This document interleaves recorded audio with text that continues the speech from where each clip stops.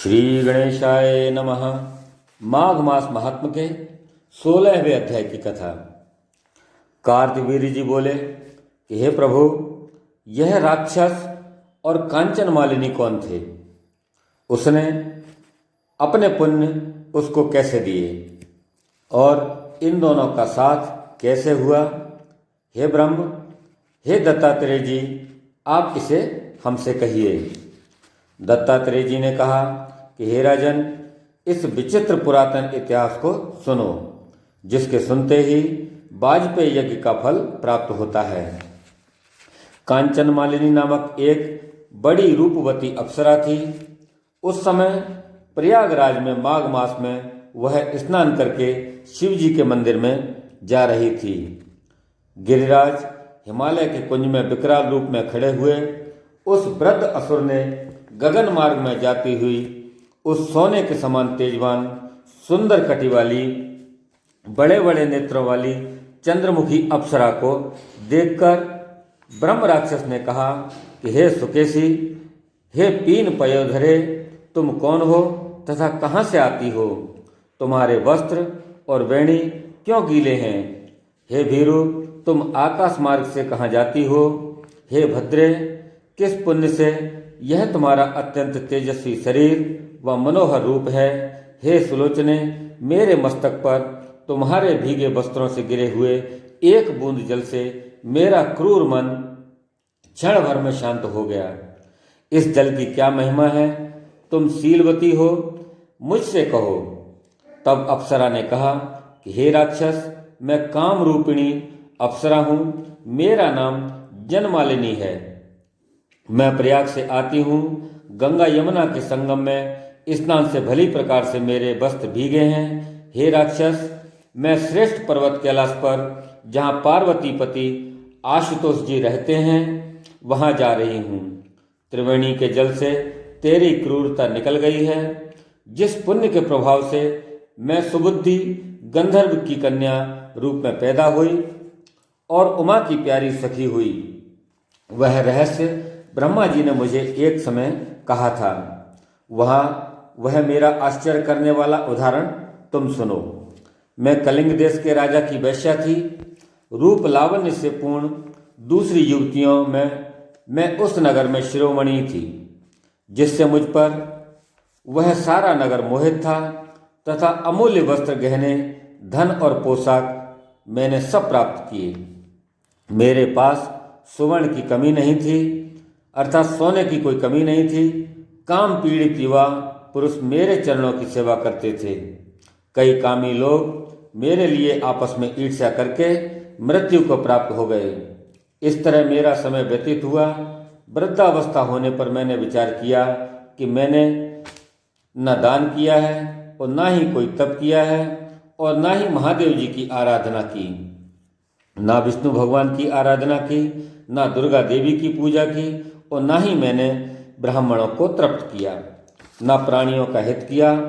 हे राक्षस, मैंने बहुत से पाप किए, इसी से मेरा मन सदा दहकता रहता था। एक बार बहुत सा विलाप करके मैंने ब्रह्मा, वेद निपुण और राजा के पुरोहित ब्राह्मण से जाकर पूछा कि मेरा निस्तार अच्छी गति किस तरह से होगी? मुझ पाप रूपी कीचड़ में डूबी हुई पापनी को उबारिए। हे ब्राह्मण देव, प्रसन्न होकर आप मुझ पर दया कर जल छिड़किए। साधुजन अच्छे बुरे सभी पर दया करते हैं। इस तरह मेरे वचन को सुनकर मुझ पर दया करके वह ब्राह्मण प्रेम पूर्वक संपूर्ण धर्मों से पूर्ण वाक्य मुझसे बोले कि हे समुखी, मैं तेरे सब निषिद्ध को जानता हूँ। तू मेरी बात मान। शीघ्र ही प्रजापति के क्षेत्र प्रयागराज को जा, वहाँ पर जाकर स्नान कर। इसमें तेरे सारे पाप नष्ट होंगे। परंतु हे भीरु, तीर्थ में मन से भी अशुभ क्रिया मत करना। प्रयागराज में स्नान करने से पवित्र होकर तू अवश्य ही स्वर्ग में जाएगी। हे भामिनी, जन्म जन्मांतर के किए हुए पाप स्नान मात्र से प्रयाग में नष्ट होते हैं। हे भीरु, सुन। पुराने समय में गौतम मुनि की स्त्री अहिल्या को देखकर इंद्र काम के वशीभूत हुआ। तब अपने काम को छिपाते हुए उसके पास आ गया। उसके पति के शाप से इंद्र का शरीर अत्यंत लज्जापूर्ण और कुरूप हो गया। उसके शरीर में हजारों भग चिन्ह हो गए। तब मुंह नीचा करके देवराज मेरु पर्वत के शिखर पर 100 योजन लंबे स्वच्छ जल से भरे हुए सरोवर के तट पर जाकर उस सुवर्ण कमल से भरे हुए कोटर में घुस गया। वहां बैठकर अपने को तथा कामदेव को धिक्कारने लगा कि इसी के पाप से निंदित होकर सब मनुष्य नरक में जाते हैं, परंतु आयुष, कीर्ति, धर्म, यश और धैर्य को सदैव नष्ट करने वाले दुराचारी कामदेव को धिक्कार है। यह विपत्ति का उचित स्थान है। शरीर में स्थित दुख से दमन करने योग्य शत्रु, असंतुष्ट तथा सदैव अकल्याण करने वाला है। पद्मों से युक्त सरोवर में बैठे हुए इंद्र इस तरह कह रहे थे, हे भीरु, इंद्र के बिना देवलोक शोभा नहीं देता। इसलिए देवता, गंधर्व, किन्नर, लोकपाल, इंद्राणी सची के साथ जाकर बृहस्पति से पूछने लगे कि हे भगवान, हम नहीं जानते कि इंद्र कहाँ गए, उनको कहाँ देखें। स्वर्ग देवगुणों से युक्त होकर भी इंद्र के बिना वैसे ही सुंदरता को नहीं पाता है जैसे श्रेष्ठ कुल पुत्र रहित शोभा नहीं देता।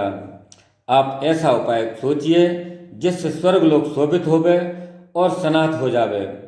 अब देरी नहीं करना चाहिए। इन लोगों का ऐसा वचन सुनकर बृहस्पति जी बोले कि अपराध की लज्जा से इंद्र जहाँ स्थित है वह मैं जानता हूँ। इंद्र बिना विचारे काम करने का फल भोग रहा है। नीति को छोड़ने से लोगों को भयंकर कष्ट होता है।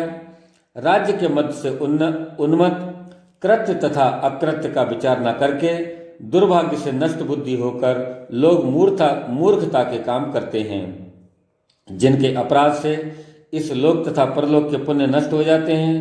तब जहाँ पर इंद्र था वहाँ सब मनुष्य बृहस्पति को लेकर चले और उस बड़े सरोवर में इंद्र को देखकर उसे समझाने लगे, जिससे ज्ञान होने पर और बृहस्पति के आग्रह पर कमल कलियों से इंद्र निकले। उनका मुख मलिन और कुरूप था, उनकी आंखें लज्जा से बंद थीं। इंद्र ने बृहस्पति के चरण पकड़कर कहा कि हे बृहस्पति जी, इस पाप से उद्धार होने का उपाय कहिए। इंद्र के वचन सुनकर विप्र व बृहस्पति ने कहा कि देखो राजा, प्रयाग में स्नान करते ही तुम पाप से छूट जाओगे। चलो तुमको लेकर हम लोग वहाँ चलते हैं। तब पुरोहित को साथ लेकर इंद्र वहाँ गए और तीर्थराज प्रयाग में स्नान करके शीघ्र ही पापों से छूट गए। तब बृहस्पति ने प्रेम के वशीभूत होकर उनको वरदान दिया कि हे इंद्र, हमारे प्रसाद से शीघ्र पापों से मुक्त होने पर तेरे शरीर में जो 1000 योहन के चिन्ह हैं, 1000 नेत्र हो जावें।